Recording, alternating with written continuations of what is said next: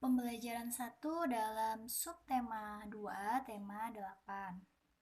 Ya, di pembelajaran ini ada dua muatan pelajaran, yaitu Bahasa Indonesia dan IPA. Yang pertama, muatan Bahasa Indonesia menggali informasi dengan pertanyaan. Lisa tinggal di Kota Salatiga, Jawa Tengah. Kota Salatiga terkenal dengan tempat wisatanya, yaitu Rawapening, Gunung Merbabu, Mata Air Senjoyo, dan sebagainya. Banyak tempat wisata di Kota Salatiga, namun Lisa tidak mengetahui cerita di balik nama Kota Salatiga. Lisa pun mencari informasinya dengan membaca buku cerita rakyat. Cerita rakyat adalah cerita milik masyarakat yang diceritakan dari mulut ke mulut.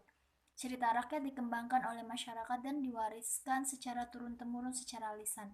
Misalnya cerita rakyat Candi Prambanan atau Roro Jonggrang dan Malin Kundang. Menemukan sebuah informasi dalam cerita rakyat dapat dilakukan dengan membuat pertanyaan. Kamu dapat membuat pertanyaan dengan kata tanya apa, di mana, kapan, mengapa, siapa, dan bagaimana. Nah, kegunaan kata tanya ini yaitu apa? Gunanya untuk menanyakan suatu hal, siapa untuk menanyakan pelaku atau orang yang terlibat, di mana untuk menanyakan tempat, kapan untuk menanyakan waktu, mengapa untuk menanyakan penyebab, dan bagaimana untuk menanyakan keadaan atau cara. Muatan IPA tentang gerakan mendorong. Kota yang bersih tidak lepas dari peran para petugas kebersihan. Perhatikan gambar di samping ini. Ada dua petugas kebersihan pada gambar. Satu petugas kebersihan sedang mendorong gerobak, petugas yang lainnya tampak sedang menarik gerobak. Gerobak bergerak karena adanya tarikan atau dorongan yang dilakukan petugas kebersihan. Gaya dapat diartikan sebagai tarikan atau dorongan yang dapat memengaruhi keadaan suatu benda. Jadi, petugas kebersihan tersebut melakukan gaya. Gaya mengakibatkan adanya perubahan pada benda. Gaya dapat memengaruhi suatu benda.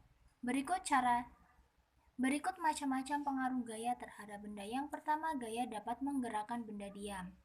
Kedua orang yang sedang mendorong meja secara berlawanan dengan kekuatan sama akan menyebabkan benda tersebut diam. Walaupun kedua orang mengeluarkan gaya, arah gayanya saling berlawanan sehingga total gayanya jadi mengecil atau saling menghilangkan. Benda yang diam bisa bergerak atau sebaliknya bila diberi gaya. Contoh benda diam menjadi bergerak adalah bola akan bergerak bila diberi gaya otot berupa lemparan atau tendangan. Yang kedua, gaya dapat mengubah benda bergerak menjadi diam.